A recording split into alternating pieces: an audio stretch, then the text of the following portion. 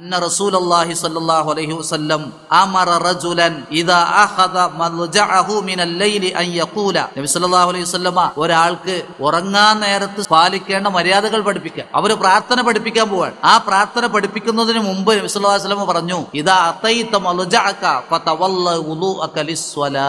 നീ നിന്റെ കിടപ്പറയിൽ എത്തിക്കഴിഞ്ഞാൽ അഥവാ ഉറങ്ങാൻ റെഡിയായാൽ അപ്പൊ നീ എന്ത് ചെയ്യണം? ഫതവല്ല വുളൂഅക ലിസ്വലാ.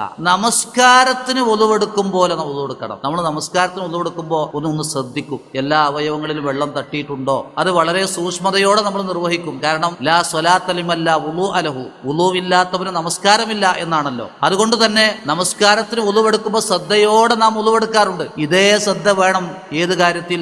ഓരോ ദിവസവും ഉറങ്ങുന്നതിന് മുമ്പ്. കാരണം ഉറക്കം ഒരു ചെറിയ മരണമാണ്. ഒരു മരണത്തിന് വേണ്ടിയുള്ള തയ്യാറെടുപ്പാണ് യഥാർത്ഥത്തിൽ ആ ഉറങ്ങുന്നതിന് മുമ്പ് നമ്മൾ നിർവഹിക്കുന്നത്.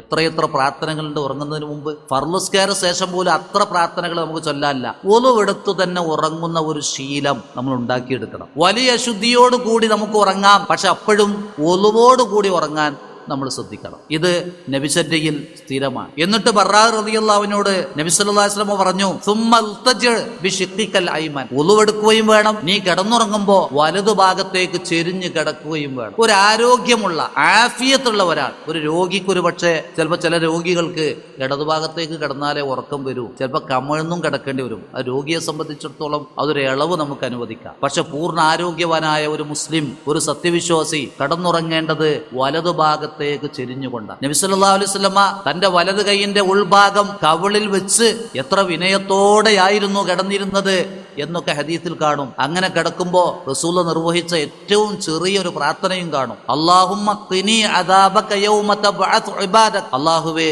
നീ നിന്റെ അടിമകളെ മുഴുവൻ പരലോകത്ത് ഒരുമിച്ച് കൂട്ടുന്ന സമയം നിന്റെ ശിക്ഷയിൽ നിന്ന് എന്നെ കാക്കണേ എന്ന് ആ സമയം അങ്ങനെ കിടന്ന് നബി സല്ലല്ലാഹു അലൈഹി വസല്ലമ പ്രാർത്ഥിക്കും ചെയ്തത് കാണാൻ. കമഴ്ന്നു കിടക്കുന്ന ആളുകളോട് ചില സന്ദർഭങ്ങളിൽ ഇത് അള്ളാഹുവിന്റെ കോപത്തിന് വിധേയരായവരുടെ കിടത്തമാണ് എന്ന് പറഞ്ഞത് ഹദീസുകളിൽ കാണാൻ കഴിയും.